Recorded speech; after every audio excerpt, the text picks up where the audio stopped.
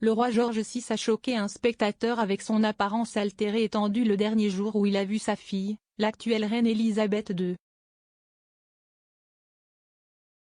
Sa Majesté, 95 ans, réfléchira aujourd'hui au 70e anniversaire des funérailles de son père, le roi George VI. L'ancien roi de Grande-Bretagne est décédé le 6 février 1952 et la princesse Elisabeth a été déclarée reine. Sa Majesté a reçu la sombre nouvelle de sa mort alors qu'elle et le prince Philippe étaient au Kenya dans le cadre d'une tournée du Commonwealth.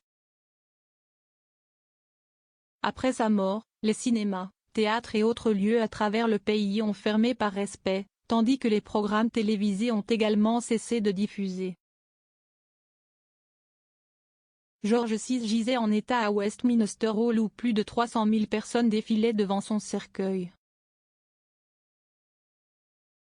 Ses funérailles ont eu lieu le 15 février à la chapelle Saint-Georges du château de Windsor, où son corps a été enterré dans un caveau.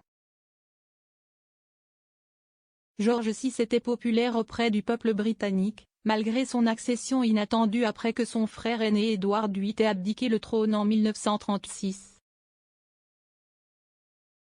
Lui et sa femme, la reine Elisabeth, connue plus tard sous le nom de reine-mère, ont mené la nation à travers les horreurs de la Seconde Guerre mondiale. Cependant, le roi, qui était un gros fumeur de cigarettes, souffrait d'anxiété, d'épuisement et d'un cancer du poumon avant sa mort. La reine a vu son père pour la dernière fois sur la piste de l'aéroport d'Aero, alors qu'il venait lui faire signe avant son voyage au Kenya en son nom. Lord Chandos, le secrétaire colonial de l'époque, a rappelé l'apparence modifiée du roi dans une interview avec le Daily Telegraph en 1952. Il a dit « Je me souviens bien de la dernière fois que j'ai vu le roi. Lorsque la princesse Elisabeth et le prince Philippe ont quitté Isero pour le Kenya, le roi et la reine sont venus les voir décoller. J'ai été choqué par l'apparition du roi. Je connaissais son apparence et sa mine, mais il semblait très altéré et tendu. » Il a ajouté « J'ai eu le sentiment de malheur, qui s'est accru au fur et à mesure que les minutes précédant l'heure du départ s'éloignaient. Le roi est monté sur le toit du bâtiment pour dire au revoir. Le vent violent a emporté ses cheveux dans le désordre.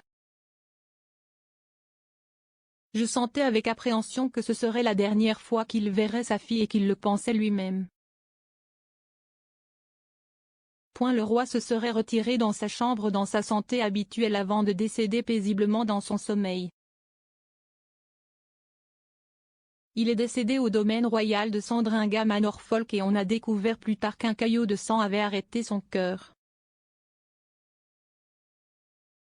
La nécrologie du roi du magazine Time disait « Le valet de pied Daniel Long, qui a apporté une tasse de cacao au roi à 23 h et l'a trouvé au lit en train de lire un magazine sportif, a été la dernière personne à avoir vu le roi vivant. »